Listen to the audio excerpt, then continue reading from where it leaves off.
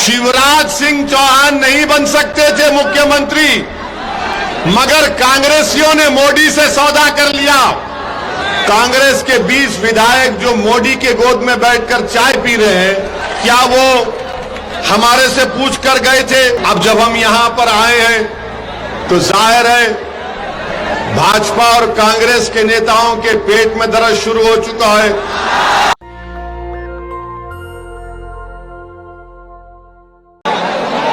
सदर शहर जहीरुद्दीन शेख साहब, सोहेल साहब जो मेयर के कैंडिडेट हैं, और मजलिस इत्तेहाद उल मुस्लिमीन की जानिब से बुरहानपुर में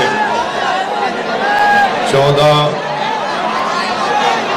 उम्मीदवार मजलिस इत्तेहाद उल मुस्लिमीन के इंतखाबात में हैं, जिसमें वार्ड नंबर 2 से रफीक अहमद साहब, वार्ड नंबर 4 से संगीता बाई तापड़े हमारी बहन, वार्ड नंबर 12 से नजमा बानू साहिबा, वार्ड नंबर 15 से फहमीदा बी साहिबा, वार्ड नंबर 18 से जहीरुद्दीन शेख साहब, 19 से रहीमुल्लाह साहब, 23 से फरजाना बेगम साहिबा, 24 से अफसाना बानो साहिबा, 25 से मुमताज हुसैन साहिब, 29 से परवीन बानो साहिबा, 31 से शबाना बेगम, 32 से मोहम्मद सुल्तान, 33 से राना बेगम, और वार्ड नंबर 39 से अनीस उर रहमान साहब। मैं आपसे अपील करने आया हूं कि 6 तारीख के दिन आप तमाम लोग मजलिस इत्तेहाद उल मुस्लिमीन के हक में अपने वोट देकर मजलिस की क़ियादत को बुरहानपुर में कामयाब करिए, और यहाँ से मजलिस इत्तेहाद उल मुस्लिमीन की आपकी एक लीडरशिप को पैदा करिए। मैं आपका बेहद शुक्रगुजार हूँ कि आपने अपना कीमती वक्त निकालकर आज के इस जलसे में शिरकत की। आपका ये जोश, वलवला और आपकी मोहब्बत देखकर मेरे पास अल्फाज नहीं है कि मैं कैसे आपका शुक्रिया अदा करूं। मैं सिर्फ आपसे इतना अर्ज करना चाहूंगा कि आप 6 जुलाई को इसी तरह, इसी जोश और जज्बे को बरकरार रखते हुए आप मजलिस के उम्मीदवारों को कामयाब करिए। मजलिस का इंतखाबी निशान पतंग का निशान है। ये मेरी खुशकिस्मती है कि मैं बुरहानपुर को आने का अल्लाह ने मुझे मौका दिया। ये वो सरजमीन जिसको हजरत बुरहानुद्दीन गरीब रहमतुल्लाह अलैह के नाम से मंसूब किया गया, ये वो बुरहानपुर की सरजमीन जहां पर काला ताजमहल भी है और मौजूदा ताजमहल का डिजाइन भी यहीं पर बनाया गया था। यह औलिया अल्लाह की सरजमीन है, तौहीद परस्तों की सरजमीन है। मैं आप तमाम को दिल की गहराइयों से सलाम करता हूं। मेरे अजीज दोस्तों और बुजुर्गों, आप जानते हैं कि ये बल्दिया का इलेक्शन है और बुरहानपुर में आप यहां पर आबादी 7.5 लाख की है, और 7.5 लाख की आबादी के लिए आप जानते हैं कि यहां पर सिर्फ 16 प्राइमरी हेल्थ केयर सेंटर हैं। बहुत से मसाइल हैं। यहां का बजट जो सोहेल साहब ने हमको बताया कि करीब 5 अरब 36 करोड़ रुपए का बजट है, और सरकारी हॉस्पिटल सिर्फ एक है। तो इसलिए बहुत जरूरी है कि आप अपने वोट का सही इस्तेमाल करें और कोशिश ये करें कि भाजपा और कांग्रेस को आप शिकस्त देकर मजलिस के 14 उम्मीदवार और मेयर की सीट से बुरहानपुर से मजलिस को कामयाब करें। मुझे पूरी उम्मीद है कि इंशाअल्लाह ताला मजलिस को कामयाबी हासिल होगी। नौजवानों को मैं ये पैगाम देना चाह रहा हूं कि आप यहां पर जरूर आए हैं, मगर याद रखिए सिर्फ यहां पर आकर अगर आप पोलिंग के दिन सुबह में नहीं निकलेंगे तो आपकी जमात मजलिस इत्तेहादुल मुस्लिमीन कामयाब नहीं हो सकती है। तो नौजवानों, मैं आपको एक जिम्मेदारी देकर जा रहा हूं कि 6 जुलाई के दिन आप ना सिर्फ अपना वोट डालने जाएंगे, बल्कि आप अपने साथ अपने वालिद, अपनी वालदा, अपने अफराद खानदान सबको साथ लेकर आप पोलिंग बूथ को जाकर वोट डालेंगे। आप जाएंगे ना वोट डालने? आप अपने पूरे अफराद खानदान, फैमिली को लेकर जाएंगे? तो ये आपकी जिम्मेदारी है। आप मजलिस के उम्मीदवार हैं, आप मेयर के कैंडिडेट हैं। ये जिम्मेदारी आपकी है कि सुबह सुबह आप अपने घर से निकलेंगे। उस दिन आप नमाज फजर पढ़कर फौरन पोलिंग बूथ को जाएंगे, पूरा पुरअमन रखेंगे, अमन को मजबूत करेंगे और मजलिस को कामयाबी से हम किनार करेंगे।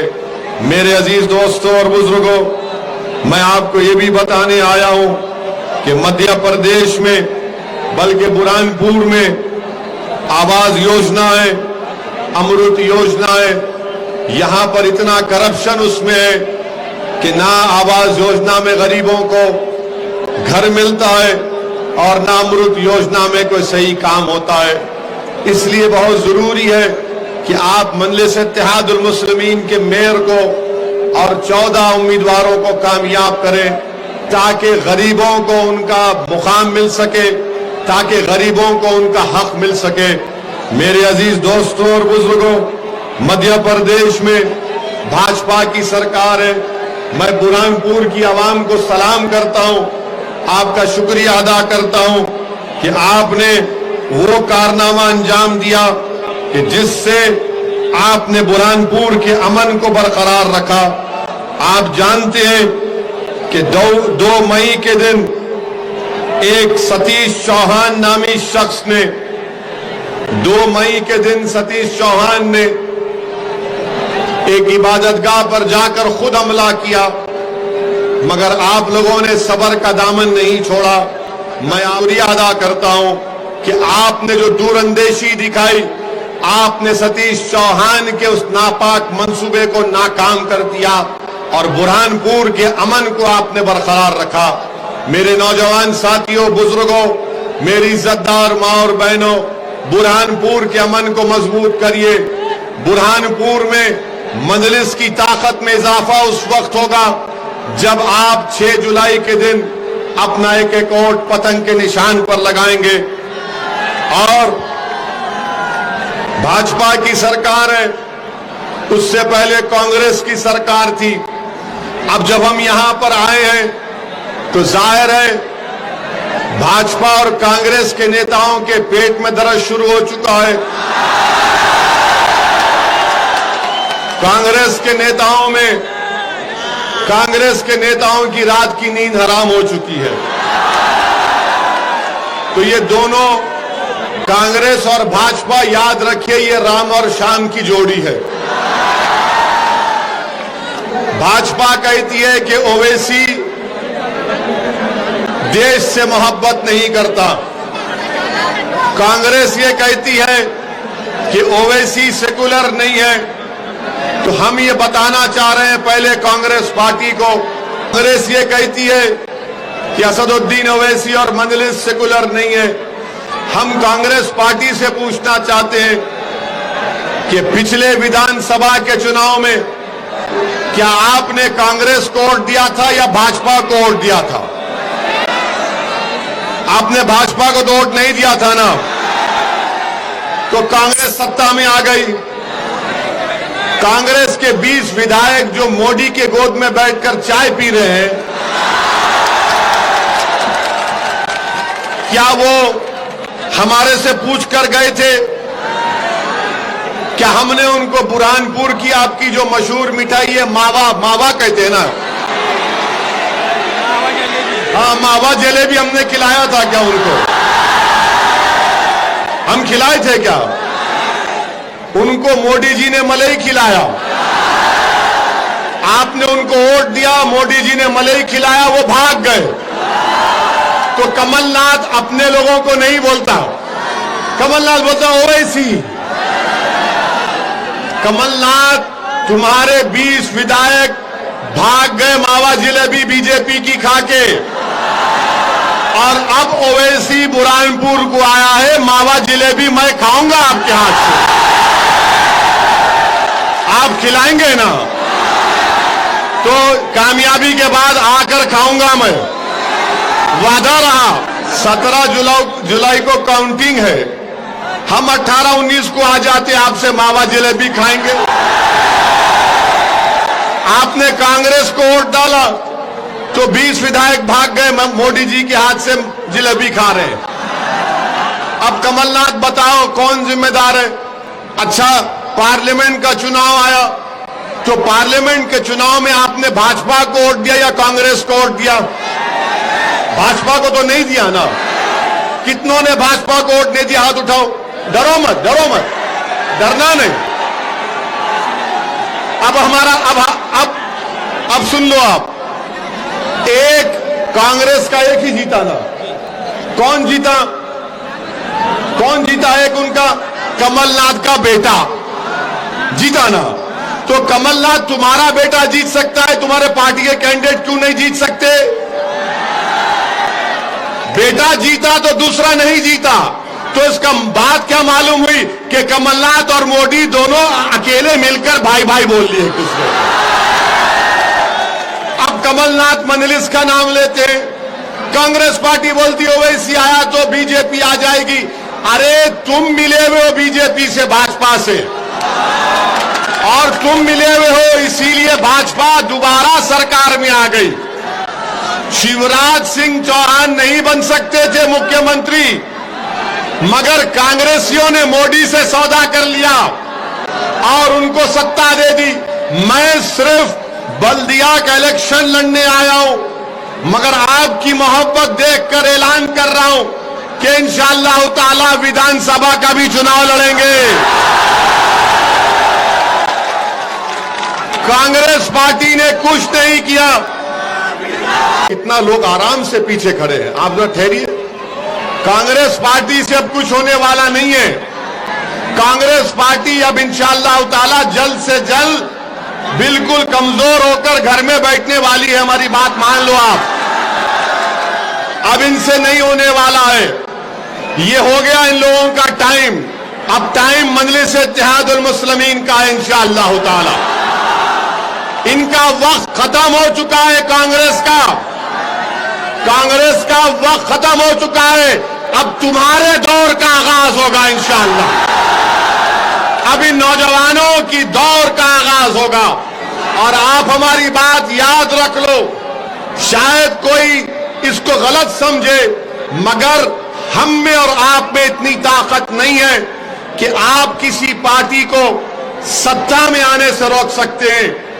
आप में इतनी ताकत है कि आप अपने वोटों से अपने कैंडिडेट्स को कामयाब कर सकते हैं, जो जीतने के बाद आपकी आवाज बनेंगे, आपकी तकालीफ को उठाएंगे, जुल्म के खिलाफ आवाज बुलंद करेंगे, लोकतंत्र और जमहूरियत के दायरे में रहकर जमहूरियत को मजबूत करेंगे, नौजवानों की तकलीफ को समझकर जिस जगह पर उसकी आवाज को उठाना है आवाज को उठाएंगे। ये काम मजलिस इत्तेहादुल मुस्लिमीन कर रही है। अब आ जाइए भाजपा पर। तो जब भाजपा पर आते हैं तो मोदी का नाम लेना पड़ेगा। अच्छा, अब आप बताओ, क्या पेट्रोल की कीमत बढ़ी? डीजल की बढ़ी? आपको तकलीफ हुई? नौकरी मिली? बेरोजगारी बढ़ी? कीमतें बढ़ी? अब भाजपा से पूछो आप, अरे इसका जिम्मेदार तो मुख्यमंत्री और मोदी जी है, तो बोलेंगे नहीं, इसका जिम्मेदार औरंगजेब है, अकबर है। ये बात नहीं बोलेंगे कि नौकरी क्यों नहीं मिल रही, ये बात नहीं बोलेंगे पेट्रोल डीजल क्यों बढ़ गया। मैं अभी, हम जो वहां से कहां से आ रहे हैं, हाँ खंडवा से आ रहे हैं, वहां पर मैंने कहा कि शायद ताजमहल बनाकर गलती की। ताजमहल नहीं बनाकर वो पैसे उठाकर रखते कि 2014 में मोदी जी आ रहे, आप बनाइए ताजमहल।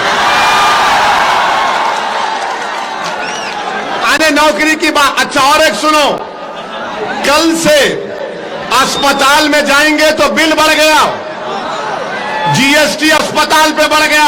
मोदी जी आप ना जिंदा रहने दे रहे ना बीमार का इलाज होने दे रहे, बताइए क्या करेंगे आप? कपड़े कीमती हो गए, मोदी जी से पूछे, मोदी जी कपड़े कीमती हो गए, बोले क्या कोई बात नहीं है। हाँ हाँ हाँ, तो अस्पताल की कीमतों में इजाफा, कपड़ों में इजाफा, हर चीज में इजाफा, मगर भाजपा क्या बोलती? मुगल जिम्मेदार है। अरे नौकरी दो तो बोलेंगे नहीं, बुरहानपुर का नाम बदल देंगे। ये भाजपा की पॉलिसी। और दूसरी बात आप जानते हैं, मैं भाजपा के नेता से और मध्य प्रदेश के मुख्यमंत्री से बोलना चाह रहा हूं, आपने जो धर्म तब्दीली का कानून बनाया वो संविधान के खिलाफ है, वो संविधान के खिलाफ है। इसलिए कि डिंडोरी गांव में आरिफ और साक्षी ने शादी की तो डिंडोरी के कलेक्टर ने आसिफ के घर को तोड़ दिया। आप बताओ मुख्यमंत्री, अगर कोई बालिग लड़का और लड़की है, क्या वो अपने पसंद से शादी नहीं कर सकते? अरे कोई मोहब्बत करे तो आप कबाब में हड्डी क्यों बन रहे? मोदी जी और पृथ्वीराज जी, आपने गाना नहीं सुना, जब प्यार किया तो डरना क्या? अरे आप प्यार करने वालों के खिलाफ क्यों हैं? आप भी करो प्यार, जनता से करो, गरीब से करो, जो गरीब पिट रहा है, पिस रहा है। नेशनल दस्तक की आपसे गुजारिश है कि अगर इसको बचाना चाहते हैं तो नेशनल दस्तक को सब्सक्राइब करने के लिए रेड कलर के सब्सक्राइब बटन को दबाएं, फिर बेल आइकन की घंटी दबाएं। नेशनल दस्तक को बचाने के लिए बहुत जरूरी है कि हर खबर को शेयर करें, लाइक करें, कमेंट जरूर करें।